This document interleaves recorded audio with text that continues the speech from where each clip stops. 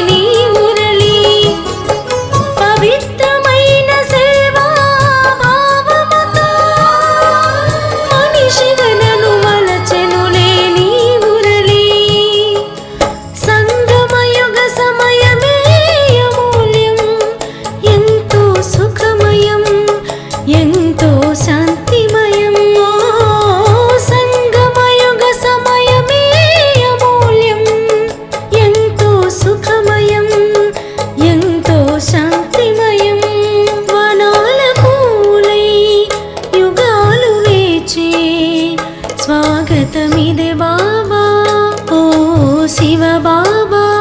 వనాల పూలై యుగాలు వేచే స్వాగతమిదే బాబా ఓ శివ బాబా.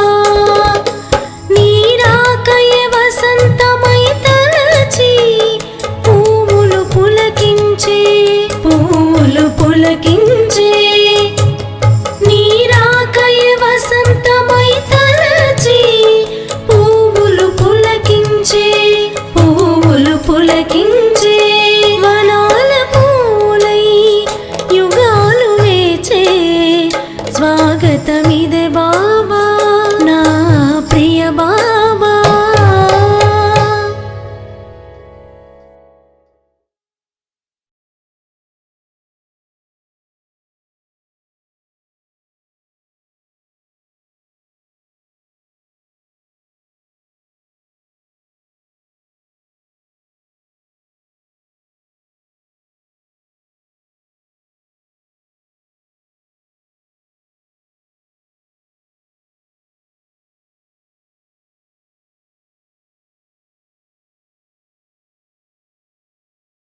ఓం శాంతి. మురళీ డేట్ 6/6/2026. మధురమైన పిల్లలు, అమృతవేళ సమయం చాలా చాలా మంచిది. అందువలన ప్రభాత వేళలో లేచి ఏకాంతంలో కూర్చొని బాబాతో అత్యంత మధురంగా సంభాషణ చేయండి. ప్రశ్న: నిరంతర యోగిగా అయ్యేందుకు ఏ జ్ఞానం చాలా సహయోగం చేస్తుంది? జవాబు: డ్రామా జ్ఞానం. గడిచిపోయినదంతా డ్రామాలో నిశ్చితం. కొద్దిగా కూడా స్థితి అలజడిలోకి రాకూడదు. పరిస్థితి ఎలా ఉన్నా, భూకంపం వచ్చినా, వ్యాపారంలో నష్టం వాటిల్లినా ఏమాత్రం సంశయం ఉత్పన్నమవ్వకుండా ఉండువారినే మహావీరులు అని అంటారు. ఒకవేళ డ్రామాను గురించి యథార్థ జ్ఞానం లేకుంటే కన్నీరు కారుస్తూ ఉంటారు, విలపిస్తూ ఉంటారు. నిరంతర యోగిగా అయ్యేందుకు డ్రామా జ్ఞానం చాలా సహాయపడుతుంది. పాట: ఓం నమః శివాయ. ఓం శాంతి. పతిత ప్రపంచం సమాప్తమవ్వనున్నదని, పావన ప్రపంచం ప్రారంభమవ్వనున్నదని పిల్లలు ఇప్పుడు బాగా అర్థం చేసుకున్నారు. ఇది పిల్లలైన మీకు మాత్రమే తెలుసు. అంతేకాకుండా పిల్లలైన మీకు మాత్రమే ఈ డైరెక్షన్ లేదా శ్రీమతము లభిస్తుంది. దీనిని ఎవరిస్తున్నారు? అత్యంత ఉన్నతమైన భగవంతుడు. పతితుల నుండి పావనంగా అవ్వాలని అర్థం చేయిస్తూ ఉంటారు. ఈ జ్ఞానం మీ కొరికే, మిగిలిన వారంతా పతితులు. ఈ పతిత ప్రపంచం తప్పకుండా వినాశనమవుతుంది. వికారులను పతితులని అంటారు. తండ్రి వివరిస్తూ ఉన్నారు. మీరు జన్మ జన్మాంతరాలు ఒకరికొకరు దుఃఖాన్ని కలుగు చేసుకుంటూ వచ్చారు. అందువలననే మీరు ఆది మధ్యాంతాలు దుఃఖమును పొందుతారు. ఒకరినొకరు పతితులుగా చేసుకుంటూ మేము పతితులమని పిలుస్తారు. కానీ పూర్తిగా బుద్ధిలో కూర్చోదు. ఓ పతిత పావన రండి అని కూడా అంటారు. కానీ పతితత్వాన్ని వదలరు. ముఖ్యమైన విషయం పావనంగా అవ్వడమేనని మీరిప్పుడు అర్థం చేసుకున్నారు. దీనిని అర్థం చేయించేవారు కూడా ఉండాలి కదా. అర్థం చేయించేవారొక్కరే. ఇక మిగిలిన గురువులు ఎవరైతే ఉన్నారో వారు ఎవ్వరినీ పావనంగా చెయ్యలేరు. కేవలం ఒక్క జన్మ కొరకు మాత్రమే కాదు, జన్మ జన్మాంతరాలకు పావనంగా అవ్వాలి. మీలో కూడా జ్ఞానవంతులైన వారు చురుకుగా ఉంటారు. డ్రామా అనుసారంగా అది నిశ్చితమై మీలో చాలా బాగా అర్థం చేయిస్తున్నారు. ఉదయాన్నే లేచి మీలో కూడా మహావీరత్వం ఉండాలి. అది తండ్రి స్మృతిలో ఉండడం ద్వారానే వస్తుంది. తండ్రి కూర్చొని చాలా బాగా అర్థం చేయిస్తున్నారు. ఉదయాన్నే లేచి స్మృతి చేయండని బాబా అందరూ స్మృతి చేసేందుకు ఆ సమయం చాలా మనోహరమైనది. ఆ సమయాన్ని ప్రభాత వేళ అని అంటారు. ఓ మనసా, ప్రభాత వేళల్లో రాముణ్ణి స్మరించమని భక్తి మార్గంలో కూడా అంటారు. ఉదయాన్నే లేచి తండ్రిని స్మృతి చేసినట్లయితే చాలా ఆనందం కలుగుతుందని తండ్రి కూడా అంటారు. తండ్రి స్మృతిలో కూర్చొని ఎవరికి ఏ విధంగా అర్థం చేయించాలో ఆలోచించాలి. అమృత వేళలో వాయుమండలం చాలా శుద్ధంగా ఉంటుంది. పగలంతా వ్యాపార వ్యవహారాలు ఉంటాయి. రాత్రి 12 గంటల వరకు వికారి వాయుమండలం ఉంటుంది. ప్రభాత వేళలోనే సాధువులు, సన్యాసులు, భక్తులు మొదలైన వారంతా భక్తి చేస్తారు. వాస్తవానికి పగులు కూడా స్మృతి చేయవచ్చు. వ్యాపారం చేస్తూ ఉన్నా ఎవరు ఏ దేవతను పూజిస్తూ ఉంటారో బుద్ధియోగం ఆ దేవతల వద్ద ఉంటుంది అని అంటారు. కానీ ఈ విధంగా ఎవరికీ ఉండదు. భక్తి మార్గంలో కేవలం దర్శనం చేసుకునేందుకు శ్రమ చేస్తారు. కానీ లభించేది ఏమీ ఉండదు. వారు కూడా భక్తి చేస్తూ చేస్తూ తమో ప్రధానం అవ్వాల్సిందే. భక్తి మార్గంలో కూడా శివునికి బలిహారి అవుతారు. దానిని కాశీ కల్వట్ అని అంటారు. కాశీలోని కత్తుల బావిలో దూకి ప్రాణత్యాగం చేయుట. శివుని స్మరిస్తూ కత్తుల బావిలో దూకేస్తారు. శివునికి అర్పణ అవుతారు. అది భక్తి మార్గంలోని బలి. ఇది జ్ఞాన మార్గంలోని బలి. రెండూ కష్టమైనవే. భక్తి మార్గంలోని బలి ద్వారా ఏమీ లభించదు. అది ఎటువంటిదంటే ఆత్మ తన శరీరాన్ని హత్య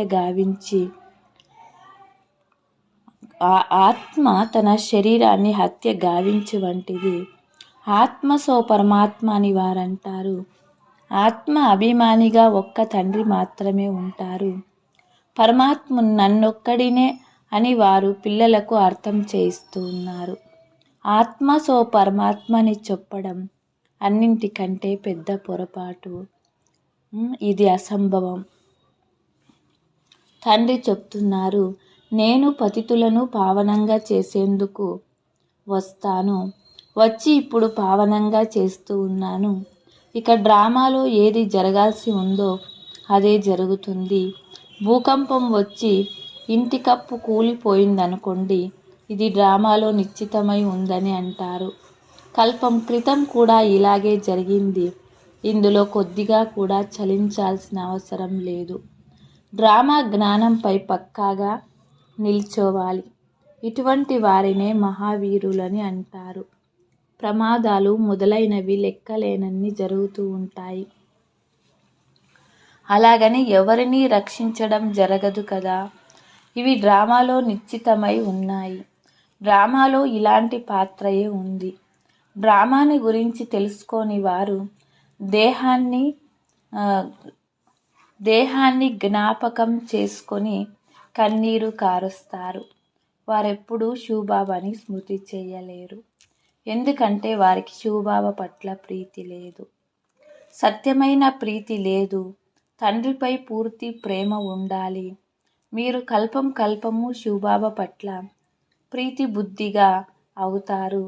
దేవతలకు తండ్రి పట్ల ప్రీతి ఉన్నట్లుగా ఎప్పుడూ అనరు. ఈ ప్రీతి వల్లనే వారు ఆ పదవిని పొందుకున్నారు. వారికి అక్కడ ఏమీ తెలియదు. ప్రీతిని జోడించేందుకు మొత్తం కల్పంలో మీకు పరమాత్మ గురించి తెలియదు. తండ్రి తమ పరిచయాన్ని ఇప్పుడే తెలిపారు. ఇతరుల సాంగత్యములన్నింటినీ వదిలి నా ఒక్కరితోనే జోడించండి అని తండ్రి తెలియచేస్తూ ఉన్నారు. ఇది తప్పక వినాశకాలమే. పిల్లలైన మీకు తెలుసు, మనుషులు గాఢ అంధకారంలో ఉన్నారు. తండ్రి నుండి పూర్తి వారసత్వాన్ని తీసుకోవాలని మీరిప్పుడు భావిస్తారు. స్మృతి చేయకుండా సతోప్రధానంగా అవ్వలేరు. సర్జన్గా తయారయ్యి తమలోని రోగాన్ని చూసుకోవాలి. మాకు తండ్రి జత ఎంత ప్రీతి ఉందని శ్రీమతం ఆధారంగా స్వయాన్ని పరిశీలన చేసుకోవాలి. అమృత వేళ తండ్రిని స్మృతి చెయ్యట చాలా మంచిది. ప్రభాత వేళ చాలా బాగుంటుంది. ఆ సమయంలో మాయా తుఫాన్లు రావు. రాత్రి 12 గంటల వరకు తపస్సు చేయడం వలన లాభం లేదు. ఎందుకంటే ఆ సమయం అశుద్ధమైనది. వాయుమండలం చెడుగా ఉంటుంది. అందువలన 1 గంట వరకు వదిలేయాలి. 1 గంట తర్వాత వాయుమండలం బాగుంటుంది. తండ్రి అంటూ ఉన్నారు, మీది సహజ రాజయోగం కనుక విశ్రాంతిగా కూర్చోండి. బాబాతో ఎలా సంభాషించాలో బ్రహ్మా బాబా తన అనుభవాన్ని వినిపిస్తారు. బాబా, ఇదెంత అద్భుతమైన డ్రామా. మీరే వచ్చి పతితులను పావనంగా చేస్తున్నారు. ప్రపంచమంతటినీ పరివర్తన చేసేస్తారు. ఇది చాలా అద్భుతం. తండ్రికి ఎలా ఆలోచన నడుస్తుందో పిల్లలకు కూడా అలాంటి ఆలోచనే రావాలి. ఏ విధంగా మనుషులు దుఃఖాన్ని దూరం చేయాలి, ఈ నావను తీరానికి ఎలా చేర్చాలి. ఓ పతిత పావన రండి అని మీరు పిలిచారు. ఇప్పుడు నేను వచ్చాను. మీరిప్పుడు పతితంగా అవ్వకండి అని తండ్రి అంటున్నారు. పతితులుగా అయ్యి ఇక్కడకు వచ్చి సభలో కూర్చోకండి. అలా చేస్తే వాయుమండలాన్ని అశుద్ధం చేసిన వారవుతారు. బాబాకు తెలిసిపోతుంది. బొంబాయిలో, ఢిల్లీ మొదలైన చోట్ల ఈ విధంగా వికారాల్లోకి వెళ్ళి వచ్చి కూర్చొనేవారు అసురులు. వచ్చి విఘ్నాలు వేసేందుకు కూర్చొనేవారిని గాయనముంది. వికారాల్లోకి వెళ్ళేవారిని అసురులు అని అంటారు. వారు వాయుమండలాన్ని పాడు చేస్తారు. అలాంటి వారికి చాలా కఠినమైన శిక్షణలుంటాయి. బాబా అన్ని విషయాలను అర్థం చేయిస్తున్నారు. తమను తాము నష్టపరుచుకోకుండా ఉండలేరు. అసత్యం కూడా చెప్తారు. లేనిచో వెంటనే బాబా, మా ద్వారా ఈ తప్పు జరిగింది, క్షమించమని వ్రాయాలి. మీరు చేసిన పాపాలను వ్రాయండి. అలా చేయకపోతే అవి ఇంకా వృద్ధి చెందుతూ పూర్తి రసాతలంలోకి పడిపోతారు. కొంతైనా పొందాలని వస్తారు, కానీ ఇంకా చెవులను కోసుకుంటారు. ఇది కూడా డ్రామాలో నిశ్చితమైన పాత్ర. ఇలాంటి అసురులు కల్పక్రితం కూడా ఉండేవారు, ఇప్పుడు కూడా ఉన్నారు. అమృతాన్ని వదిలి విషాన్ని తాగుతారు. తమను కూడా నష్టపరుచుకుంటారు, ఇతరుల్ని కూడా నష్టపరుస్తారు. వాయుమండలాన్ని చెడిపేస్తారు. బ్రాహ్మణీలు కూడా అందరూ ఒకేలాగా లేరు. మహారథులు, అశ్వరులు, వారు ఇలా అన్ని రకాలుగా ఉన్నారు. పిల్లలైన మీకు అపారమైన సంతోషము ఉండాలి. ఎందుకంటే బాబా లభించారు. ఇంకేం కావాలి? మీ పిల్లలను మొదలైన వారిని తప్పకుండా సంభాలన చేయాల్సిందే. బాబా వీరందరూ మీ వారే, ఇక మీరే సంభాలన చెయ్యండి, మేము మీ వారమయ్యాము అని అనరాదు. గృహస్థ వ్యవహారంలో ఉంటూ కమల పుష్ప సమానంగా పవిత్రంగా అవ్వండి అని తండ్రి వివరిస్తున్నారు. ఎలాంటి పతితమైన పనిని చేయకండి. మొదటి విషయము కామము. మీరు నన్ను నగ్నం చేస్తున్నారని వచ్చి కాపాడమని ద్రౌపది కూడా పిలిచింది. ఎప్పుడైతే తండ్రి వినేందుకు వస్తారో అప్పుడే పిలిచింది. తండ్రి రాకముందు ఎవ్వరూ పిలవరు. ఎవరిని పిలుస్తారు? బాబా వచ్చారు కాబట్టి పిలుస్తారు. పతితం నుండి పావనంగా అయిన తర్వాత ఎక్కడకు వెళతారు? వాపస్ వెళ్ళాలి. అది ఈ సమయంలోనే. సర్వుల సద్గతి దాత, లిబరేటర్, ముక్తిదాత ఒక్కరే. ఇక్కడ దుఃఖం ఉంది.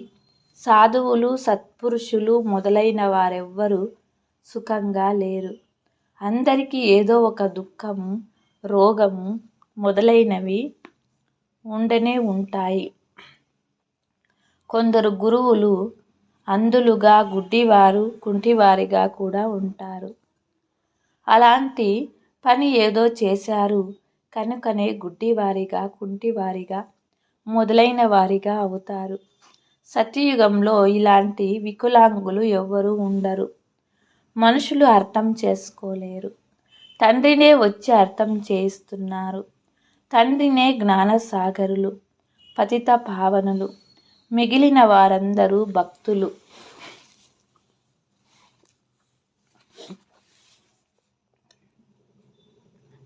భక్తి మార్గమే వేరు. అది మెట్లు దిగే మార్గం.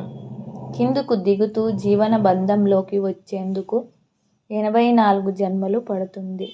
అయితే మళ్ళీ జీవన్ముక్తులుగా అయ్యేందుకు 1 సెకండ్ మాత్రమే చాలు.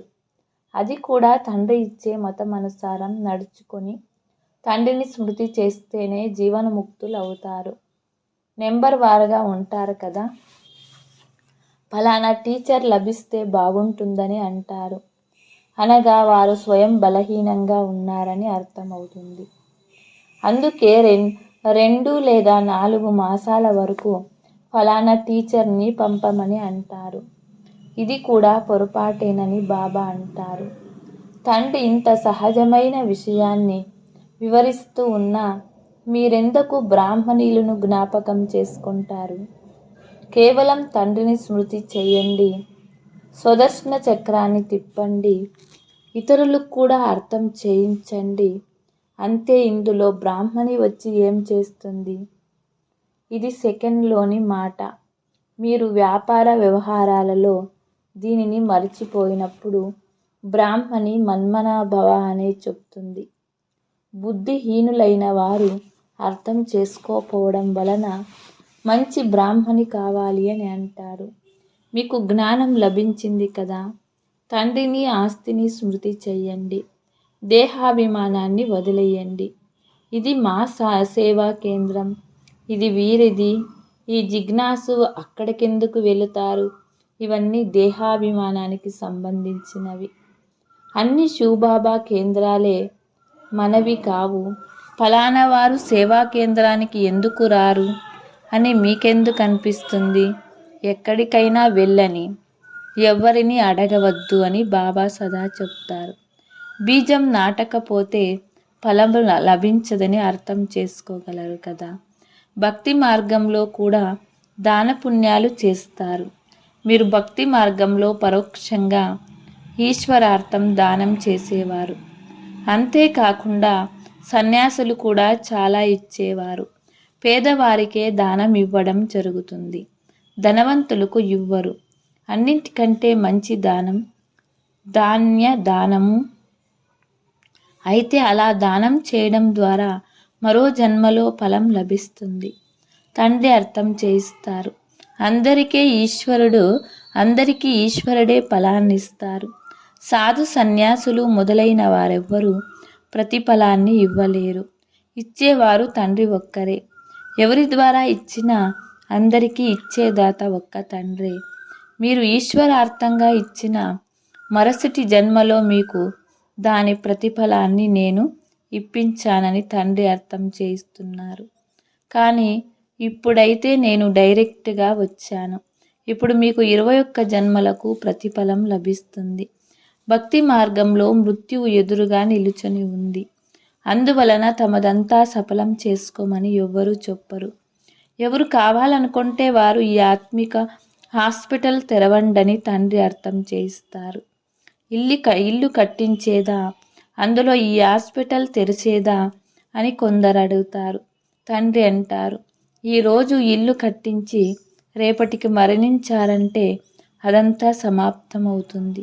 శరీరంపై నమ్మకం లేదు. అంతవరకు ఉన్న ఇంట్లోనే ఒక గది ఏర్పాటు చేసి అందులో ఆత్మిక హాస్పిటల్, ఆత్మిక కళాశాలను తెరవండి.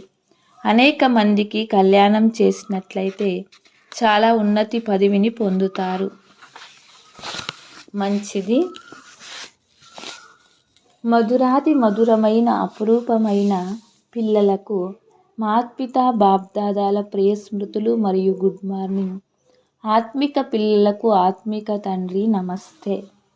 ధారణ 1వ పాయింట్. శ్రీమతం ఆధారంగా స్వయాన్ని ఇలా పరిశీలించుకోవాలి.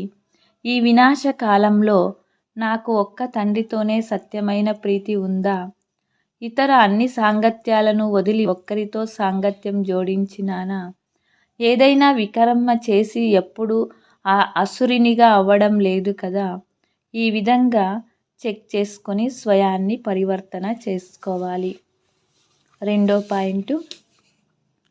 ఈ శరీరంపై ఏమాత్రము నమ్మకం లేదు. అందువలన సర్వస్వము సఫలం చేసుకోవాలి. స్థితిని ఏకరసంగా అచలంగా తయారు చేసుకునేందుకు డ్రామా రహస్యాన్ని బుద్ధిలో ఉంచుకొని నడుచుకోవాలి. వరదానము. పదే పదే ఓడిపోయేందుకు బదులు బలిహారం అయిపోయే మాస్టర్ సర్వశక్తివాన్ విజయీ భవ. స్వయాన్ని సదా విజయీ రత్నంగా భావించి ప్రతి సంకల్పము మరియు కర్మను చేస్తే ఎప్పుడూ ఓటమి జరగదు. మాస్టర్ సర్వశక్తివంతులు ఎప్పుడూ ఓడిపోరు. ఒకవేళ పదే పదే ఓడిపోతూ ఉంటే ధర్మరాజ్ యొక్క దెబ్బలు తినాల్సి వస్తుంది. ఓడిపోయేవారు భవిష్యత్తులో హారాన్ని తయారు చేయవలసి వస్తుంది. ద్వాపరయుగం నుండి అనేక మూర్తులకు విగ్రహాలకు హారాలు చేస్తారు. అందువలన ఓడిపోయేందుకు బదులు బలిహారం అయిపోండి. మా సంపూర్ణ స్వరూపాన్ని ధారణ చేస్తామని ప్రతిజ్ఞ చేసినట్లయితే విజయులుగా అయిపోతారు. స్లోగన్. ఎప్పుడు అనే మాట బలహీనతను సిద్ధి చేస్తుంది. అందువలన ఎప్పుడో చేస్తామని కాదు, ఇప్పుడే చెయ్యాలి. అవ్యక్త సూచన. సదా హర్షితంగా ఉండేందుకు మీ నేచర్ను సరళంగా చేసుకోండి. సహనశీలులుగా అవ్వండి. ఈ బేహద్ నాటక రంగంపై నేనొక ఆటగాడిని. ఈ స్థితి సదా హర్షితముఖులుగా ఉండే అనుభవం చేస్తుంది. విషయం ఏదైనా ఎటువంటిదైనా ప్రపంచంలోని వారు దేనినైతే ఆపదగా భావిస్తారో ఆటగానిగా అయి ఆట ఆడేవారు మరియు సాక్షిగా ఉండి చూసేవారు ఆపద యొక్క రూపాన్ని ఆటగా భావించి సహనశీలత శక్తి ద్వారా మనోరంజన్గా అనుభవం చేస్తారు. ఓం శాంతి.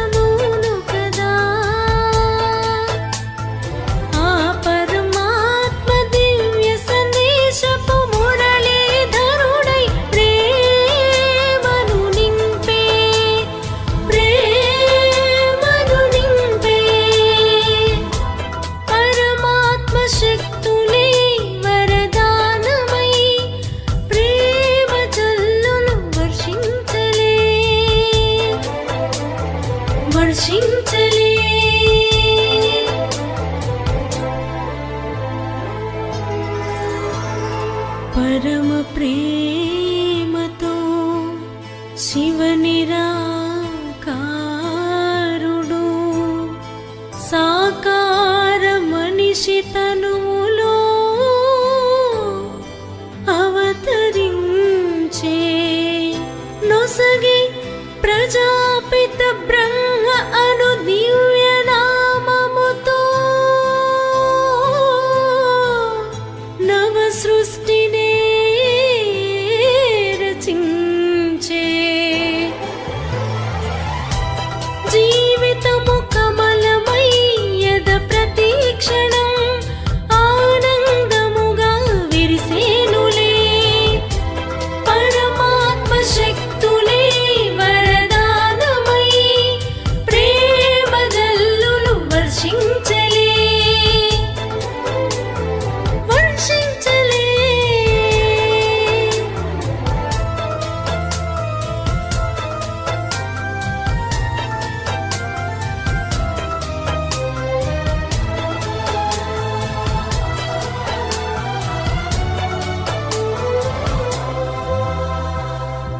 రాజయోగముఖ సంయోగం ప్రతి మదికి అదే శుభ సందేశం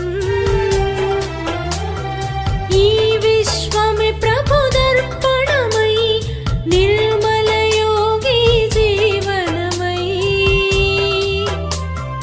బాబా అడుగులలో సాగితే యుగ పరివర్తనమదే కదా అదే కదా పరమాత్మ శక్తులే వరదానమై ప్రేమ జల్లులు వర్షించలే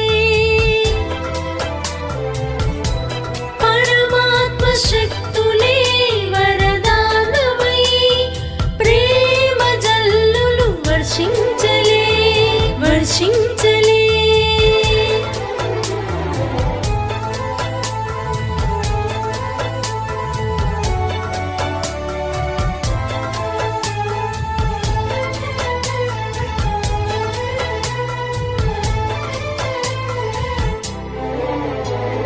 మనమంతా శివ సైన్యంలా పరంపితతో జతకూడి మన సంతోషం తన ఆనందం ఈ జగమంతా వెలుగుందే ప్రతి క్షణము ఆ ప్రేమ భావనే ఒక్క తాటిపై సాగుగా